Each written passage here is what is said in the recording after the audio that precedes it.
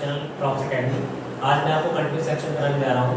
Continuous में खास बात क्या है कि कंटिन्यूस में सिर्फ कंटिन्यूस में जो पहचान होती है रहा, रहे, रही, और इसको इंग्लिश में हम आईएनजी बोलते हैं। तो इसका मतलब है कि अगर हम कंटिन्यूस सेक्शन में कोई सेंटेंस यूज कर रहे हैं तो वर्ब की फर्स्ट फॉर्म के पीछे आपको आईएनजी लगाना होगा। ठीक है, तो शुरू करते हैं। कंटिन्यूस के तीन पार्ट होते हैं बच्चों, तीन।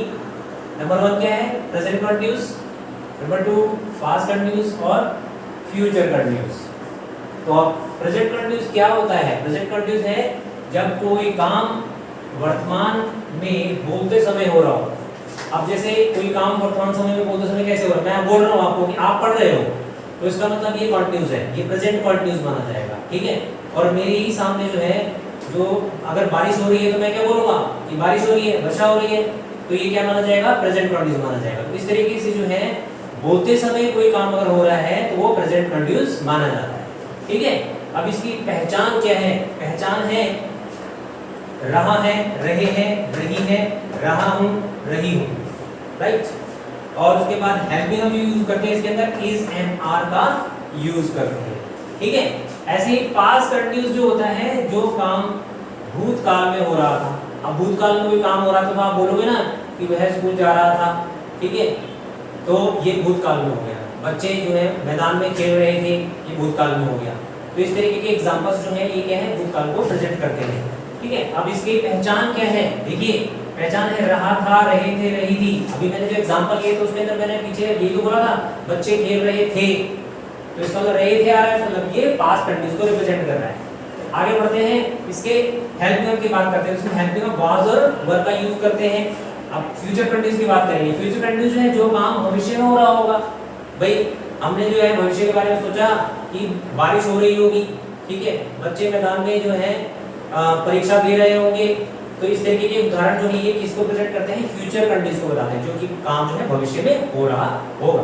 ठीक है, इसके हेल्पिंग की बात करेंगे तो इसमें विल, शैल और प्लस बी का यूज करना है।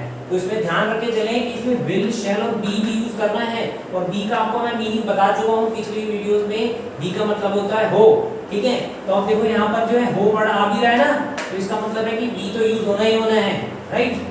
चलिए अब चलते हैं स्ट्रक्चर। एक ही कॉमन स्ट्रक्चर है तीनों टेंस के अंदर, एक ही कॉमन स्ट्रक्चर यूज करेंगे। सबसे पहले अफर्मेटिव। अफर्मेटिव स्ट्रक्चर जो है सबसे पहले क्या यूज करेंगे? इसमें सब्जेक्ट यूज करेंगे, देन हेल्प वर्ब यूज करेंगे, फर्स्ट फॉर्म वर्ब यूज होगी, उसके बाद आईएनजी लगाना है, then remaining part of the sentence. और अगर नेगेटिव स्ट्रक्चर है तो उसमें सबसे पहले सब्जेक्ट आएगा, उसके बाद हेल्पिंग वर्ब, देन नॉट, फिर वर्ब की फर्स्ट फॉर्म, आईएनजी और रिमेनिंग पार्ट। इंपेरेटिव स्ट्रक्चर में सबसे पहले हेल्पिंग वर्ब यूज करेंगे, देन सब्जेक्ट यूज करेंगे, फर्स्ट फॉर्म वर्ब, आईएनजी और रिमेनिंग पार्ट, देन उसके बाद क्वेश्चन मार्क आएगा लास्ट में। ठीक है, तो चलिए अब एक एग्जांपल, इसको एग्जांपल से समझते हैं कि प्रेजेंट कंटिन्यूस का। जैसे देखो वह पढ़ रहा है, ये देखो पीछे पहचान नजर आ रही होगी आपको, रहा है, तो ये किसको प्रेजेंट कर रहा है? देखिए लिखा हुआ रहा है, यानी कि प्रेजेंट कंटिन्यूस का सेंटेंस हुआ, तो इसका मतलब हम इज एम आर का, हेल्पिंग वर्ब का यूज करेंगे, स्ट्रक्चर ये यूज करेंगे। तो अफर्मेटिव अगर हम सेंटेंस बनाते हैं, सबसे पहले सब्जेक्ट यूज करने की बात करिए, तो सब्जेक्ट इसके अंदर क्या है? ही। उसके बाद हेल्पिंग वर्ब यूज करना है। आपको पता ही है, पिछली वीडियो में बताया कि ही, शी, दे के साथ हम इज का यूज करते हैं, तो यहाँ पर क्या यूज होगा? इज यूज होगा। देन उसके बाद क्या यूज करेंगे बच्चों? वर्ब की फर्स्ट फॉर्म, बिल्कुल पहचान के साथ में लिखा हुआ है वर्ब, ये देखो ये लिखी है पढ़ना। ठीक है, तो इसको पढ़ने की इंग्लिश क्या होती है? रीड। देन उसके पीछे क्या बोला लगाने के लिए? आईएनजी और रिमेनिंग पार्ट, तो आईएनजी इसके पीछे आप लगा देंगे, ये सेंटेंस कंप्लीट हो गया, क्योंकि और कुछ है नहीं इसका यूज करने के लिए। तो देखो कितना सिंपल था, ही इज रीडिंग। अब नेगेटिव सेंटेंस है, वह नहीं पढ़ रहा है, तो आपने नेगेटिव स्ट्रक्चर फॉलो करना है। Subject helping verb, not, verb के बाद आईएनजी यूज करना है बच्चों।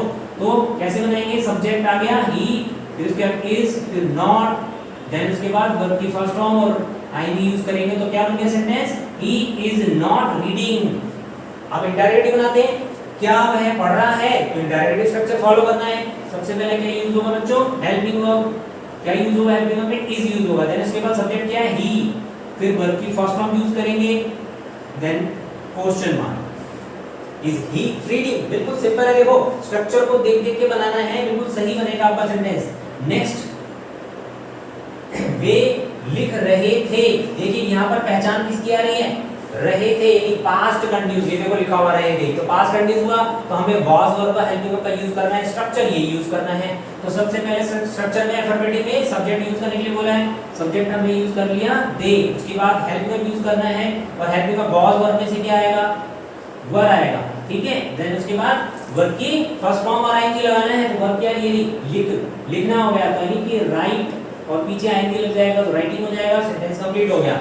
नेगेटिव बनाएंगे तो क्या आएगा, दे वर नॉट, कुछ नहीं करना आपने, हेल्पिंग वर्ब के बाद नॉट लगाना है बच्चों, बहुत आसान है सेंटेंस, कंटीन्यूअस पार्ट तो बहुत आसान है।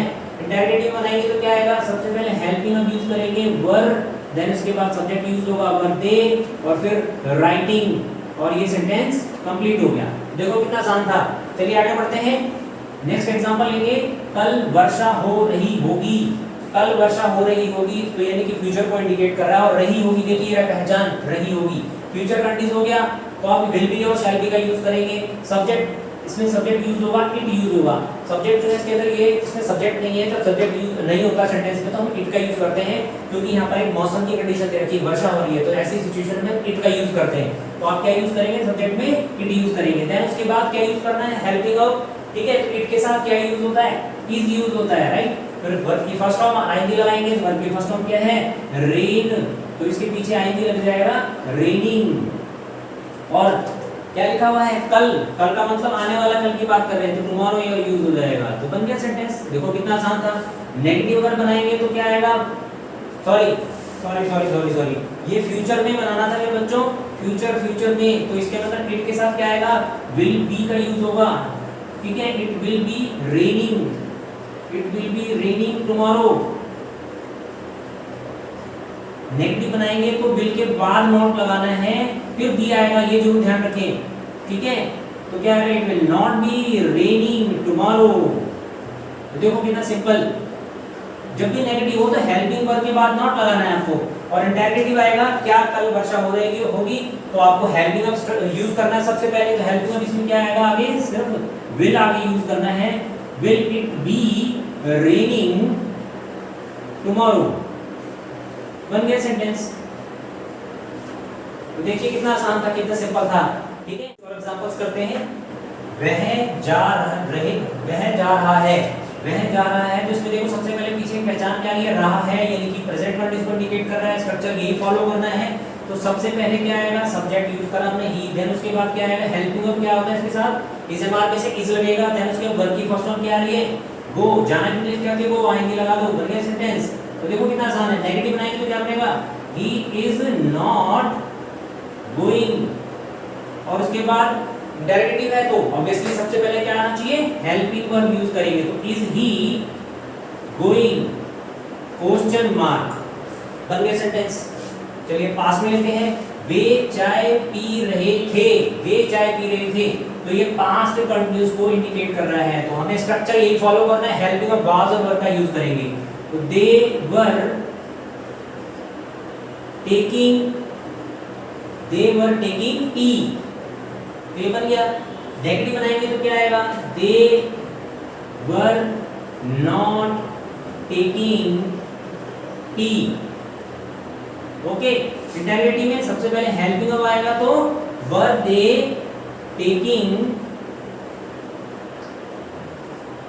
टी, क्वेश्चन मार्क, ये बन गया सेंटेंस।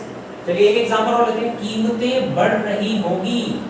एफर्मेटिव अगर बनाते हैं तो क्या बनेगा, कीमतें बढ़ रही होंगी। सबसे पहले सब्जेक्ट देखें इसमें, कीमतें यानी द प्राइजेस फ्यूचर में है, तो will be shall be use करेंगे, तो the prices will be looking up, कीमतें बढ़ने का मतलब होता है लुकिंग अप, ठीक। नेगेटिव बनाएंगे तो क्या आएगा बच्चों, the prices will not be, बार बार आपको बोला है मैंने कि विल के बाद नॉट लगाना है बच्चों, इसको ये ध्यान रखना है, गलतियां बहुत होती हैं, विल के बाद ही नॉट लगाना है। तो the prices will not be looking up,